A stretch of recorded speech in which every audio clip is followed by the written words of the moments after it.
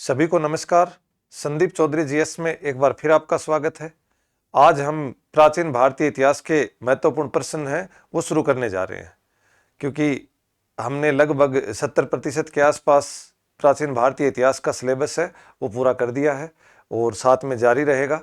तो इसी के साथ में हमने देखा कि साथ में हमारा जो सीखने का जो मूल्यांकन है वो भी जारी रहे, जिससे हमें पता चले कि हम कितना कौन कौन सी चीज़ों को अपन कितना ग्रहण कर पा रहे हैं। तो मूल्यांकन से ही हमारे को हमारी वास्तविक स्थिति का पता चलता है। तो आज से हम ये महत्वपूर्ण प्रश्न शुरू कर रहे हैं, बीच बीच में ये लेकर के आएंगे आपके सामने।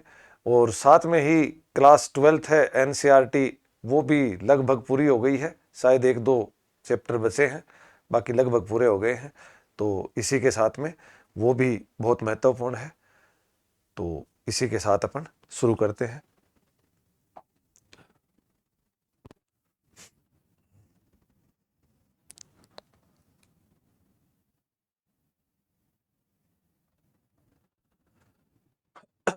प्राकृतिक संपन्नता के कारण भारतीय विचारधारा में सदैव शांति प्रियता विद्यमान रही है, यह कथन किसका है? प्राकृतिक संपन्नता के कारण भारतीय विचारधारा में सदैव शांति प्रियता विद्यमान रही है, उक्त कथन किसका है? के.एम. पणिकर, जदुनाथ सरकार, ए.एल. वासम और मेगस्थनीज। 4 ऑप्शन है। इसका जो उत्तर है वो क्या है? ए.एल. वासम। ए.एल. वासम ने कहा था कि प्राकृतिक संपन्नता के कारण भारतीय विचारधारा में सदैव शांति प्रियता रही है। ए.एल. वासम ने अपनी पुस्तक, कौन सी पुस्तक है इनकी? अद्भुत भारत,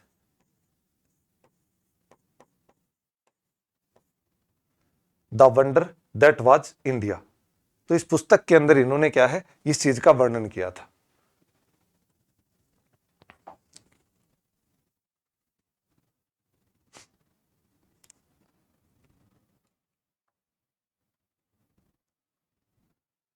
भारतीय हवाओं के लिए मौसिम या मौसिन शब्द का प्रयोग निम्न में से किसने किया था? मौसिम या मौसिन शब्द का प्रयोग अल बरूनी, अल मसूदी, बर्नी, इब्न बतूता। अल मसूदी ने किया था। अल मसूदी ने, ये क्या है, 915 ईस्वी में भारत आते हैं। ये भारत आए पाल शासक महिपाल के समय।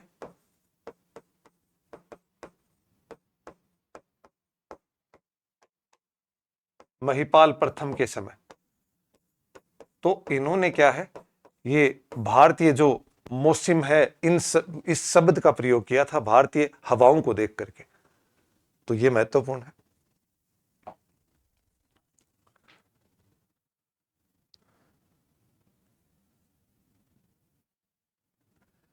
खैबर दर्रा निम्न में से किन 2 स्थलों को जोड़ता है?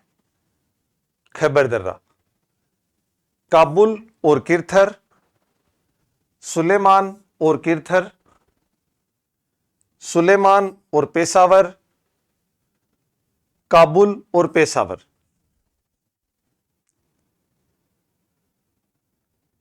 सही आंसर है काबुल और पेशावर।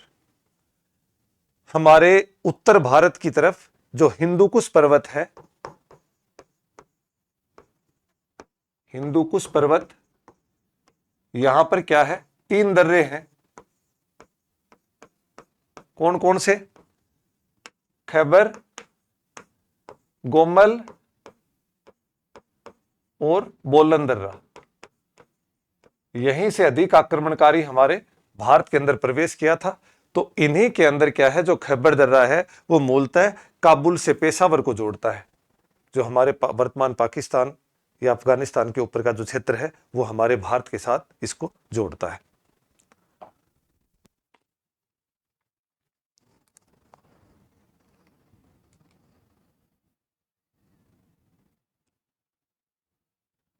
रायचूर का दोआब किन दो नदियों के मध्य स्थित है? रायचूर का दोआब नर्मदा व ताप्ती नदी, नर्मदा व कृष्णा नदी, तुंग व भद्रा नदी, कृष्णा व कावेरी नदी। रायचूर का दोआब, तो रायचूर का दोआब है वो तुंग व भद्रा नदी के मध्य है। और ये जो रायचूर का दोआब है, ये जो विजयनगर साम्राज्य है, विजयनगर साम्राज्य, ये इसी क्षेत्र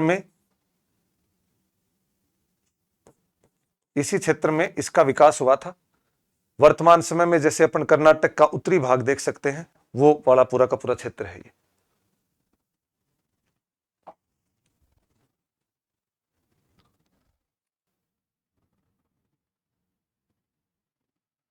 भारतीय इतिहास के महत्वपूर्ण स्रोत उत्कीर्ण स्रोत हैं, उत्कीर्ण लेख हैं, जिनमें अभिलेखों का महत्वपूर्ण स्थान है। कि भारतीय इतिहास के महत्वपूर्ण स्रोत हैं वो उत्कीर्ण लेख हैं, उसमें अभिलेखों का महत्वपूर्ण स्थान है। उक्त कथन किसका है? V Smith, doctor Rajbali Pandey, A L Basham, sir Jadunath सरकार।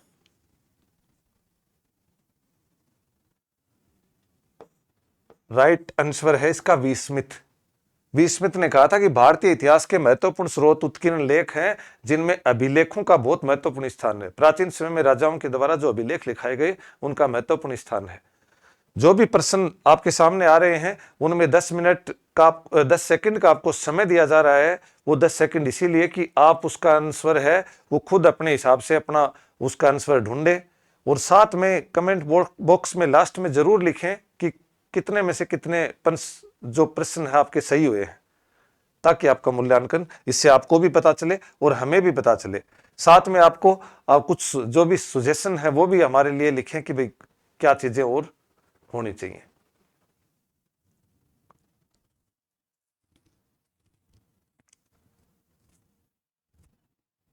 सम्राट अशोक के राज्याभिषेक की जानकारी किस अभिलेख में मिलती है? सम्राट अशोक के बारे में पूछा गया है, उसके राज्याभिषेक की जानकारी। भाबरू अभिलेख, रुम्मनदेही अभिलेख, मास्की अभिलेख और जूनागढ़ अभिलेख। इसका जो सही उत्तर है वो है मास्की अभिलेख। मास्की अभिलेख में अशोक के धार्मिक सहिष्णुता,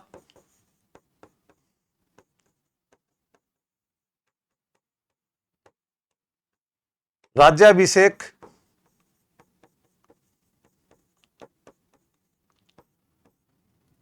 के बारे में बताया गया है। किसमें?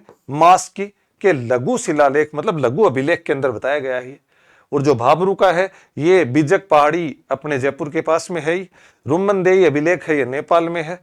जूनागढ़ अभिलेख है ये गुजरात के अंदर है, रुद्रदामन का। तो इस प्रकार से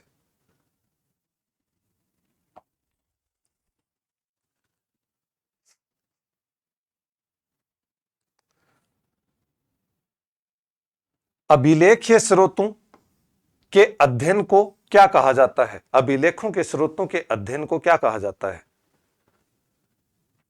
न्यूमिस्मेटिक्स, एपिग्राफी,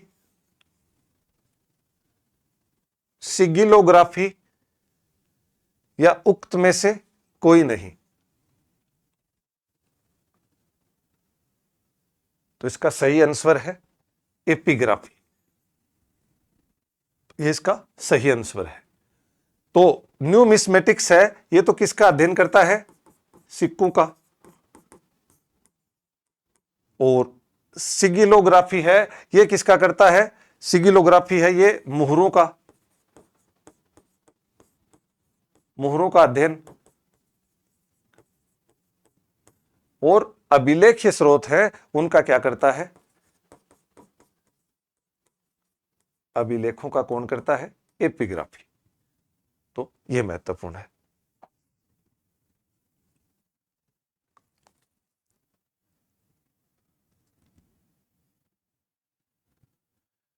भारत में प्रथम सती प्रथा का प्रथम प्रमाण, भारत में सती प्रथा का प्रथम प्रमाण कौन सा है? किस अभिलेख या किस में मिलता है हमारे को? मंदसौर अभिलेख में, एरन अभिलेख में, जूनागढ़ अभिलेख में, या हाथी गुम्फा अभिलेख में? इसका जो सही आंसर है वो है एरन अभिलेख। भानुगुप्त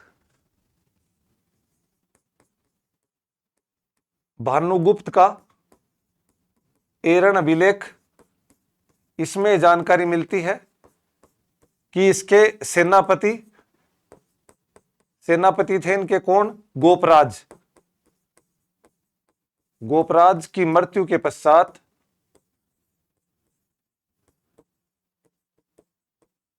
उनकी पत्नी के सती होने का प्रमाण मिलता है। तो कहने का मतलब एरन अभिलेख में मिलता है। और जो मंदसौर अभिलेख है ये यशोवर्मन का अभिलेख है। जूनागढ़ अभिलेख है ये रुद्रदामन का। हाथी गुम्फा है ये खारवेल का। तो इस प्रकार ये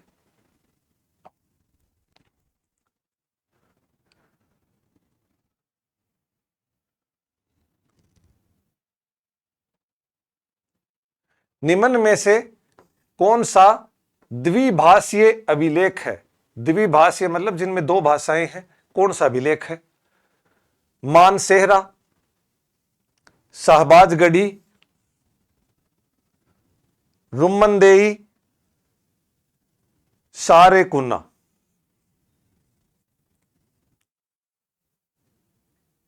इसका जो सही उत्तर है वो है सारेकुन्ना।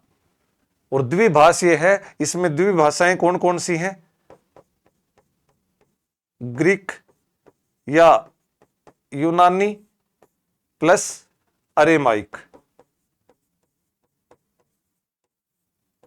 भाषाओं का है। अफगानिस्तान से मिला है, ये अफगान के क्षेत्र से मिला है। तो कहने का मतलब ये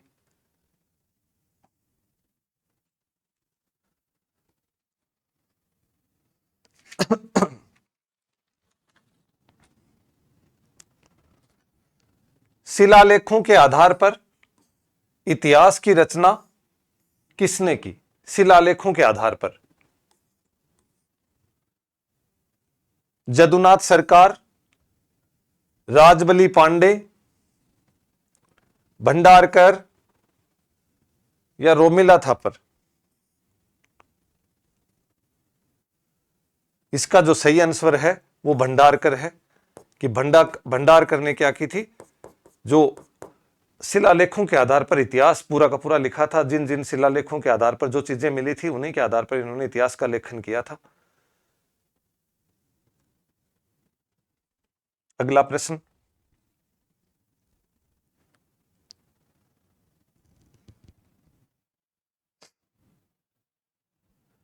उदयगिरि का गुहालेख निम्न में से किससे संबंधित है? उदयगिरि का गुहालेख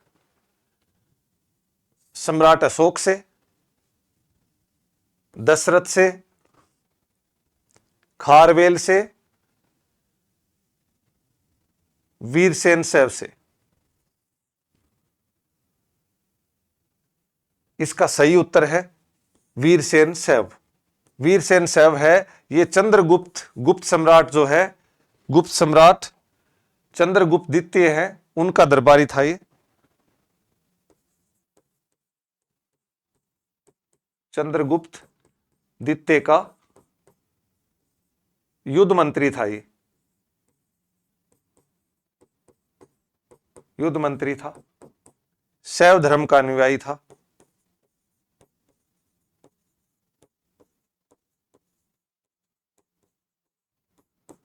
चंद्रगुप्त द्वितीय है या गुप्त सम्राट है वो धर्म सहिष्णु थे। तो इस आधार पर इनके द्वारा इससे संबंधित था ये। अगला प्रश्न,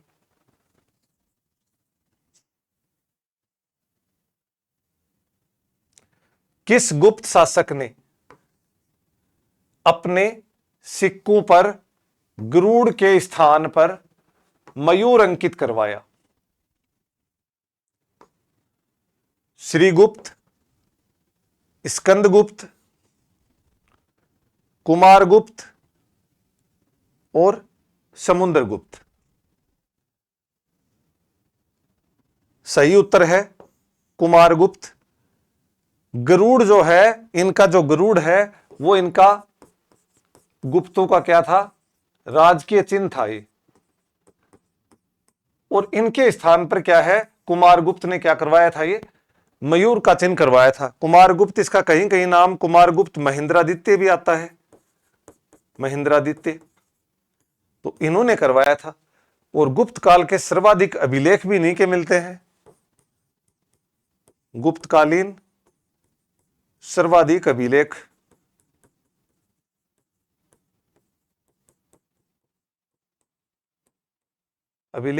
इन्हीं के द्वारा।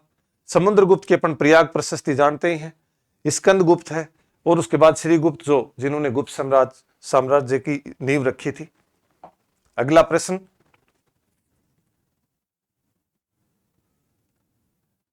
गुप्तकालीन सिक्कों का सबसे बड़ा ढेर कहां से मिला है, गुप्त काल के सिक्कों का? मथुरा, पलवरम, बयाना, सरखेज। इसका जो सही उत्तर है बयाना। बयाना है कहां पर, भरतपुर, राजस्थान में। और जो बयाना है ये नील की खेती के लिए भी, नील की कृषि के लिए भी बयाना, तथा सरखेज है ये भी नील की खेती के लिए प्रसिद्ध स्थल थे। तो ये भी अपने को इसके साथ में। अगला प्रश्न,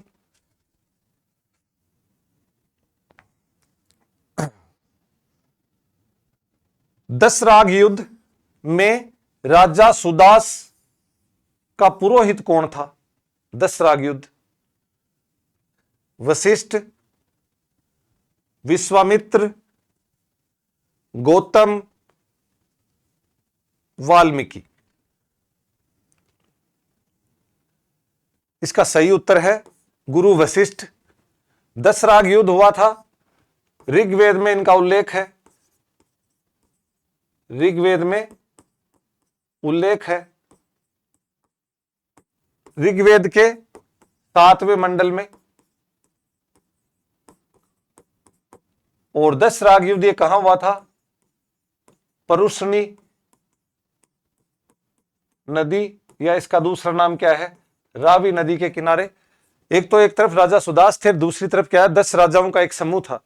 उसका जो 10 राजाओं का समूह था उसका विश्वामित्र है, वो उसके 10 राजाओं के जो समूह था उनका अध्यक्ष ये था। 10 राजाओं के समूह का अध्यक्ष विश्वामित्र था।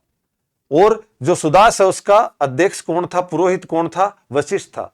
तो ये सुदास जीता था, इसमें वशिष्ठ इनकी टीम जीती थी। और ये 10 राजाओं का समूह इसमें पराजित हो गया था और फिर ये भारत से बाहर चले गए थे। इस तरह का वर्णन ऋग्वेद के 7वें मंडल में। अगला प्रश्न, निम्न में से कौन सा वेदों के 3 भाग में शामिल नहीं है? वेदों के 3 भाग में शामिल नहीं है। संहिता, ब्राह्मण, आरण्यक, उपनिषद। इसका सही उत्तर है आरण्यक है। ये वेदों के जो 3 भाग है उसमें शामिल नहीं है। वेदों के 3 भाग में संहिता, ये वेदों का देवताओं की स्तुति वाला,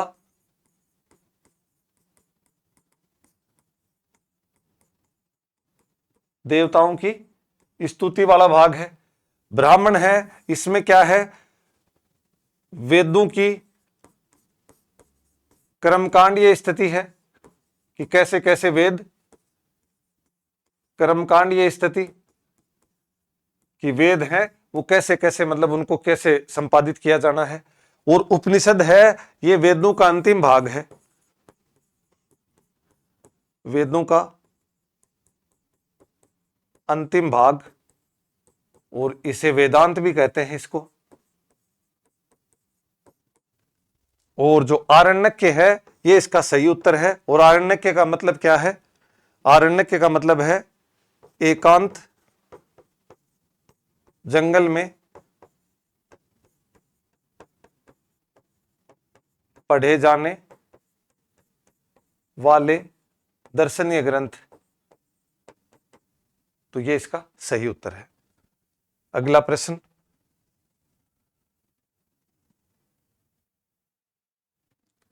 पुराणों की संख्या कितनी है? पुराण कितने हैं? 18, 16, 26 या 108? इसका सही उत्तर है 18 पुराण है। और पुराण है ये किसने लिखा था? लोमहर्ष व उनके पुत्र उग्र सर्वा ने। उग्र सर्वा ने। तो यह महत्वपूर्ण है। अगला प्रश्न,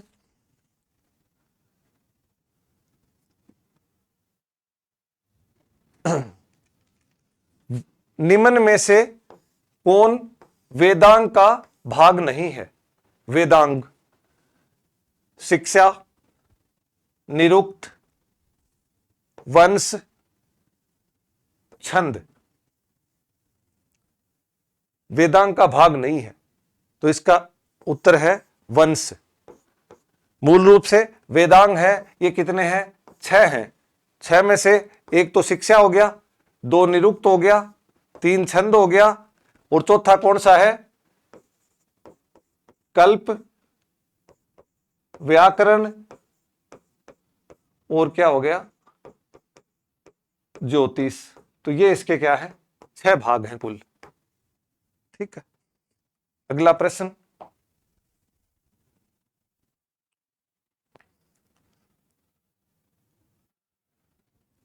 धनुर्वेद किसका उपवेद है?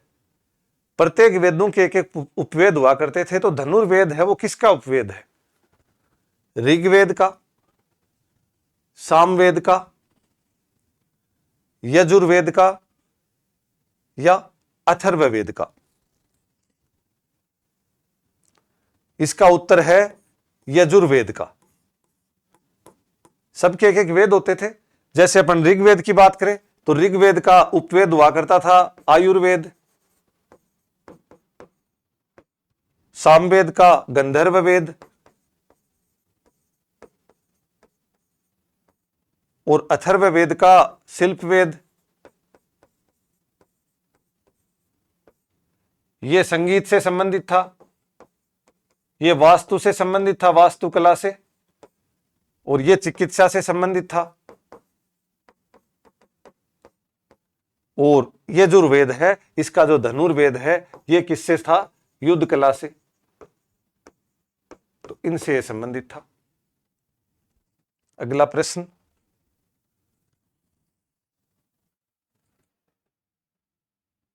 सातवाहन शासकों की जानकारी किस पुराण में मिलती है? किनकी? सातवाहन शासकों की जानकारी किस पुराण में मिलती है? विष्णु पुराण, मत्स्य पुराण, भागवत पुराण और वायु पुराण। तो सातवाहन शासकों की मत्स्य पुराण। इसका सही उत्तर क्या है? मत्स्य पुराण। मूल रूप से क्या होता है? विष्णु पुराण है इसमें मौर्य साम्राज्य की जानकारी मिलती है, मौर्यों के बारे में। और वायु पुराण है इसमें क्या है? गुप्त साम्राज्य की जानकारी मिलती है। और मत्स्य पुराण है इसमें किनकी है? सातवाहन। और भागवत पुराण में क्या है? भागवत धर्म से संबंधित। तो इसका सही उत्तर कौन सा है? मत्स्य पुराण। आप भी साथ साथ में जो समय दिया जा रहा है इस समय अवधि में अपने खुद का प्रयास करें। कितने सही हो रहे हैं वो कमेंट्स बॉक्स में जरूर लिखें, ताकि हमें पता चले कि हमारे द्वारा जो भी कंटेंट आपको उपलब्ध करवाया जा रहा है वो आप कितना मतलब प्रभावी हो रहा है उसको। अगला प्रश्न,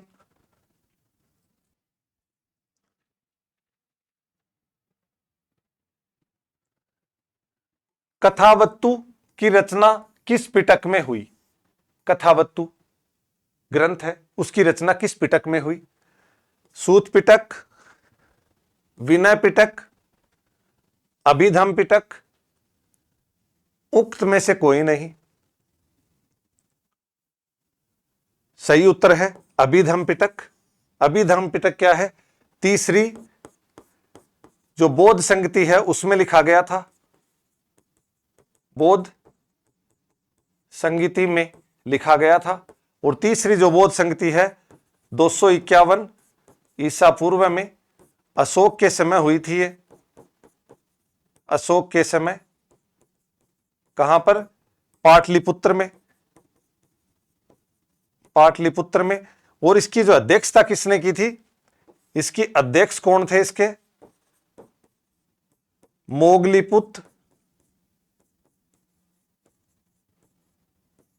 मोगलीपुत्र तीस थे इसके अध्यक्ष। और ये जो मोगलीपुत्र तीस हैं, इन्होंने ही ये कथावस्तु लिखी थी। तो जो ये अपनी जो भी ये प्रश्नोत्तर की जो ये पीडीएफ फॉर्मेट में आपको टेलीग्राम के ऊपर मिल जाएगी, ये भी आप देखते रहें और साथ में हमें बताते रहें कि कितने मतलब आपके सही हुए, ये भी कमेंट्स बॉक्स में जरूर लिखना। अगला प्रश्न, जातक ग्रंथों में महात्मा बुद्ध के कितने पुनर्जन्मों का उल्लेख है? जातक ग्रंथों में उनका उल्लेख मिलता है, कितनों का है? 954 954, 459 459, 549 549 या 60 पुनर्जन्मों का? इसका सही उत्तर है 549 पुनर्जन्मों का। और महात्मा बुद्ध के बाल्यावस्था, बाल्यावस्था, उसके बाद में उन्होंने जो गृह त्याग,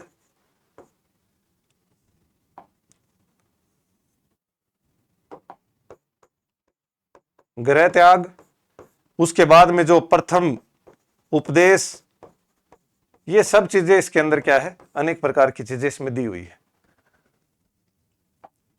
अगला प्रश्न,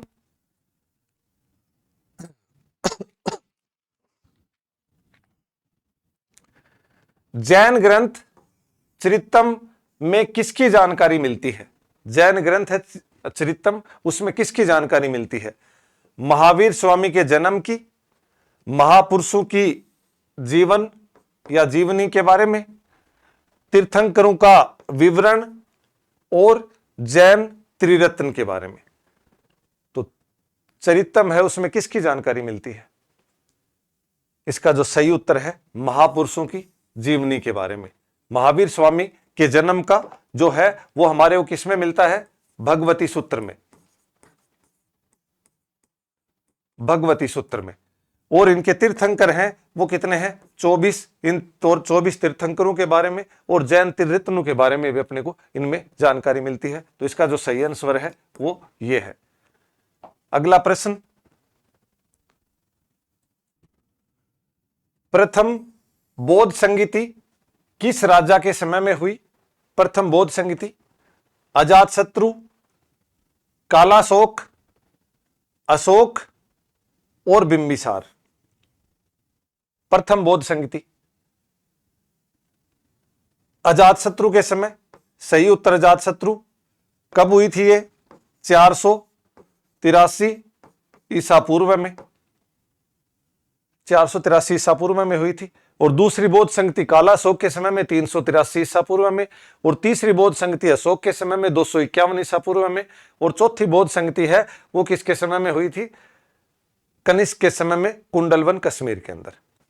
तो ये इसका सही आंसर है। अगला प्रश्न,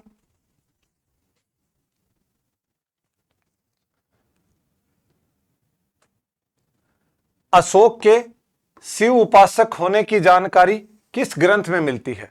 अशोक हैं वो शिव उपासक हैं, इसकी जानकारी किस ग्रंथ में मिलती है? परिशिष्ट पर्वन, भगवती सूत्र, आचारांग सूत्र या राजतरंगिणी? इसका जो सही आंसर है वो है राजतरंगिणी। राजतरंगिणी कलहण के द्वारा लिखी गई कलहण के द्वारा। और इसमें कलहण ने राजतरंगिणी में लिखा कि अशोक है वो कश्मीर का राजा है, कश्मीर का राजा है। और श्रीनगर की स्थापना की इसने, श्रीनगर की स्थापना की। और श्रीनगर में 2 अशोकेश्वर मंदिर बनवाए, अशोकेश्वर मंदिर बनवाए। और ये क्या है, शिव उपासक है।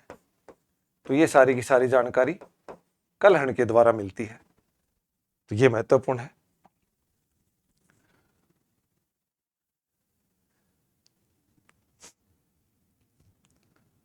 अभिधम पिटक की रचना किस बौद्ध संगीति में हुई?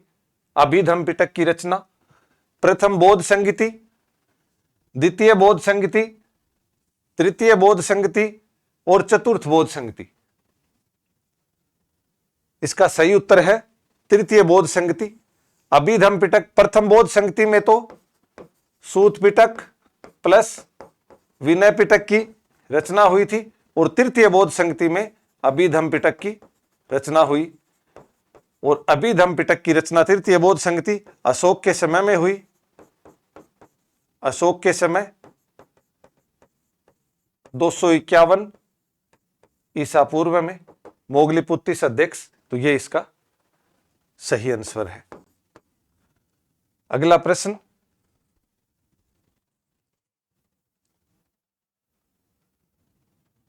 कौटिल्य द्वारा रचित अर्थशास्त्र है वो किस विषय का ग्रंथ है?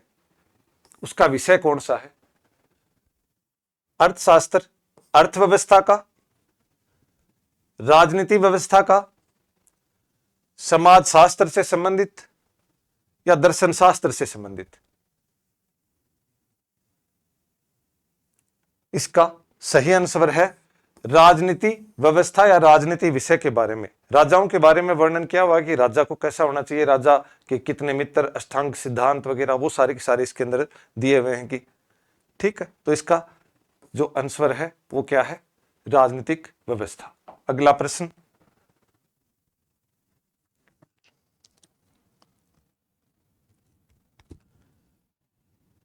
अमर सिंह की रचना, अमर सिंह के द्वारा जो लिखी गई रचना अमरकोश का दूसरा नाम क्या है? अन्य नाम किस नाम से जानी जाती है? वैजयंती, अभिधान रत्नमाला, नामलिंगानुशासन, अभिधान चिंतामणि। इसका सही आंसर है नामलिंगानुशासन। अमर सिंह है ये, अमर सिंह चंद्रगुप्त द्वितीय, गुप्त साम्राज्य, चंद्रगुप्त द्वितीय का दरबारी, नवरत्न था ये, 9 रत्न होते दरबारियों के अंदर, उन 9 रत्न में शामिल था अमर सिंह। उसने क्या है, अमरकोश लिखा था, और इसका दूसरा नाम क्या था? नामलिंगानुशासन। ये इसका क्या है? सही उत्तर है। अगला प्रश्न,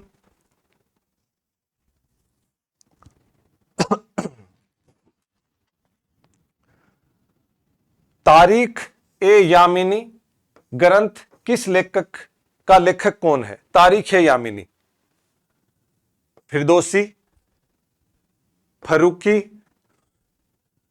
उत्बी, अल बरूनी। तो तारीख ए यामिनी, इसका जो सही आंसर है वो कौन है? उत्बी। ये फिरदौसी, फरूकी, अल बरूनी और उत्बी, ये चारों के चारों, ये चारों महमूद गजनवी के साथ, महमूद गजनवी के साथ भारत आए थे। ये के साथ भारत आए थे। महमूद गजनवी ने 1000 से लेकर के 1025 के बीच भारत पर लगभग 17 बार आक्रमण किया था। तो उनके साथ में, किसी आक्रमण में उनके साथ में आए थे, तो उन्होंने तारीख ए यामिनी। अगला प्रश्न,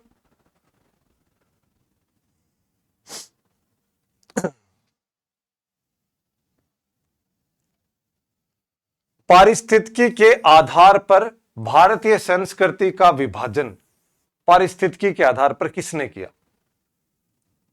doctor Dashrath Sharma, D Subbarao, James Tod और भंडारकर।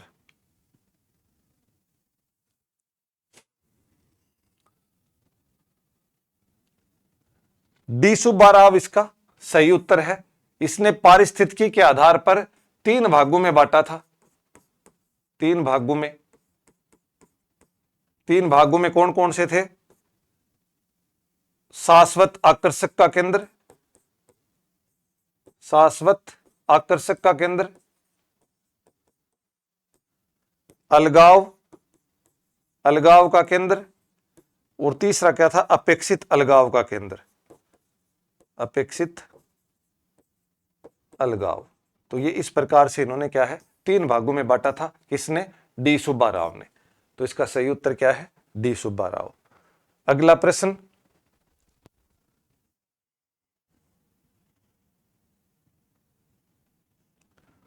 अस्थि निर्मित मातृ देवी, अस्थि से निर्मित की मूर्ति निम्न में से किस स्थान से प्राप्त हुई है?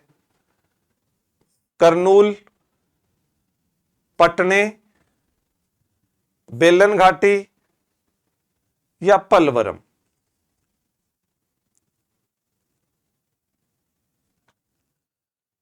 सही उत्तर है बेलन घाटी। बेलन घाटी कहां पर है? बेलन नदी उत्तर प्रदेश में पाई गई बेलन घाटी, यहां पर अस्थि निर्मित। और ये क्या है? उच्च पुरापाषाण, पुरा पाषाण, जो कि 40,000 से 9,000 ईसा पूर्व का स्थल है ये। तो यहां से क्या है? अस्थि निर्मित मतलब हड्डियों से निर्मित एक क्या है? मातृ देवी की मूर्ति मिली है। महत्वपूर्ण।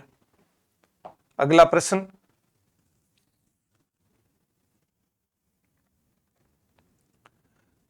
चावल के प्राचीनतम साक्ष्य, सबसे पुराने साक्ष्य चावल के कहां से प्राप्त हुए हैं? कोल्डी हवा, नेवासा, पीकली हल और उतनूर? सही उत्तर है कोल्डी हवा। कोल्डी हवा ये कहां पर है? इलाहाबाद यानी प्रयागराज, वर्तमान में जो प्रयागराज उत्तर प्रदेश में है, यहां से सबसे प्राचीनतम साक्ष्य जो चावल के हैं वो हमारे को यहां से मिलते हैं। अगला प्रश्न,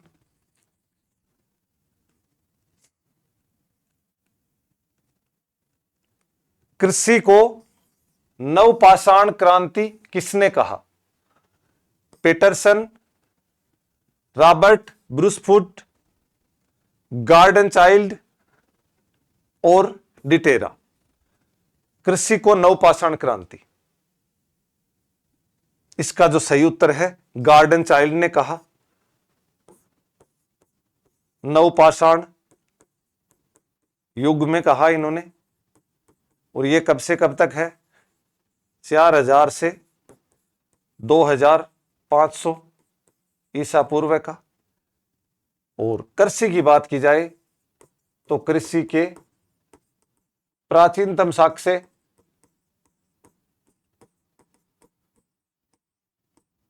मेहरगढ़, पाकिस्तान, लगभग 7000 ईसा पूर्व के। तो एक ही प्रश्न के अंदर क्या है, अपन 2-3 प्रश्नों को एक ही साथ देख लेते हैं, यह भी बहुत महत्वपूर्ण है। अगला प्रश्न,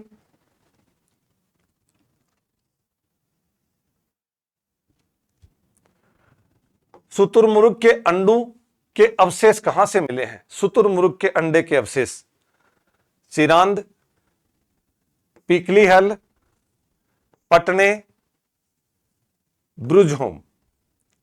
तो शुतुरमुर्ग के अंडे ये हमें मिले हैं पटने। पटने कहां पर है? महाराष्ट्र से। तथ्य परख है, याद ही करना है। महाराष्ट्र से ये हमें क्या मिले हैं? शुतुरमुर्ग के अंडे। अगला महत्वपूर्ण प्रश्न,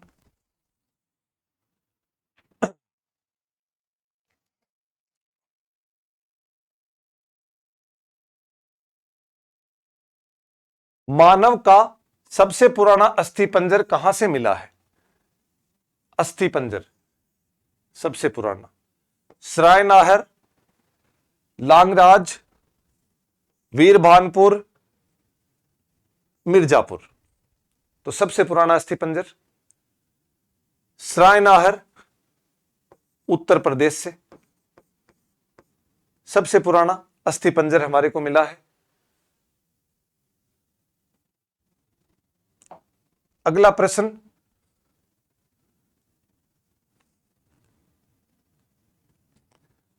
धान, गेहूं, मूंग के जले हुए दाने के साक्ष्य कहां से प्राप्त हुए हैं? धान, गेहूं और मूंग के कहां से? पटने, इनाम गांव, चिरांद, बुर्जहोम। इसका सही उत्तर है चिरांद से। और ये चिरांद कहां पर है? बिहार में है। बिहार से हमें क्या मिले हैं? ये जले हुए दाने इनके। अगला प्रश्न,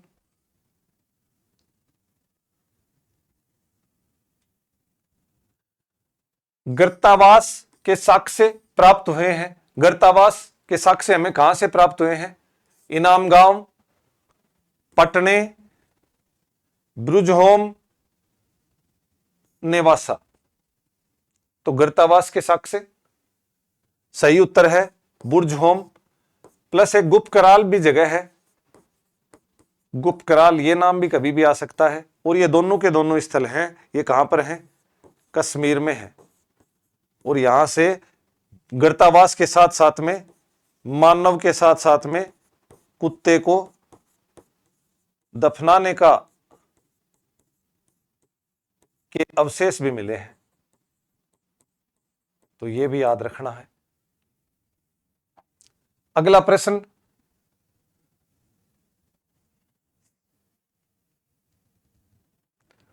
भारत में पूर्व पाषाण कालीन उपकरणों की खोज सर्वप्रथम कहां से हुई?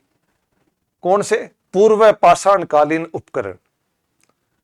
कुरनूल, भीमबेटका, मिर्जापुर, पलवरम।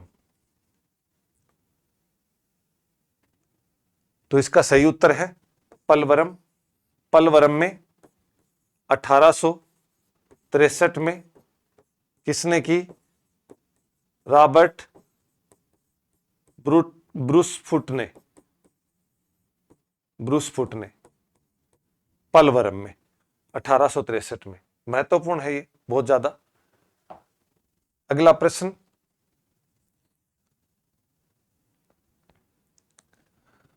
मधुमक्खी के छत्ते के समान झोपड़ियों के अवशेष कहां से मिले हैं? चिरांद से, पलवरम से, कोल्डी हवा से, चौपानी मांडो से। इसका सही उत्तर है चौपानी मांडो से। और ये जो झोपड़ियां मिली हैं ये कितनी है? 13 झोपड़ियां हैं। ये 13 झोपड़ियां हैं। ये भी अपने को पता होना चाहिए। और ये कहां पर है? उत्तर प्रदेश में। उत्तर प्रदेश से मिली है। तो ये महत्वपूर्ण है। अगला प्रश्न,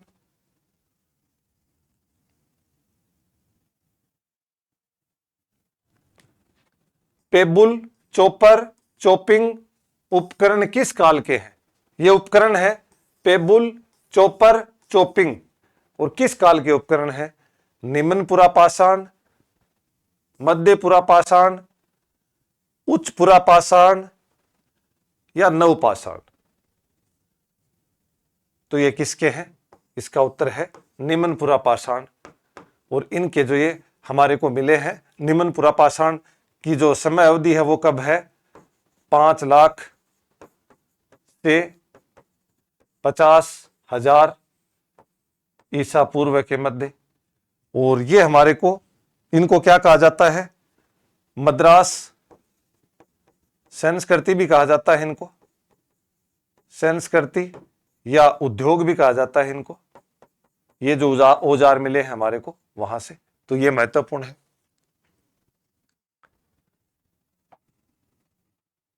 तो ये प्राचीन भारतीय इतिहास का अपना टेस्ट सीरीज जो अभी हम शुरू कर रहे हैं, इसी में अपन क्या है, अपना जो भी आज तक का जो अध्ययन किया हुआ है उसका मूल्यांकन के लिए बहुत महत्वपूर्ण है। तो जितने भी प्रश्न आपके सही हुए हैं वो कमेंट बॉक्स में जरूर लिखें। साथ में जो इसकी पूरी की पूरी पीडीएफ है वो टेलीग्राम पे डाल दी जाएगी। तो इसी प्रकार हम अब निरंतर ये जो टेस्ट सीरीज है ये 2-3 दिनों में लगातार लेकर के आपके सामने PYQ लेकर के आएंगे। जो महत्वपूर्ण प्रश्न हमें लगेंगे वो भी उसके साथ में शामिल करेंगे। तो इसी के साथ आप हमारे साथ जुड़े। बहुत बहुत धन्यवाद।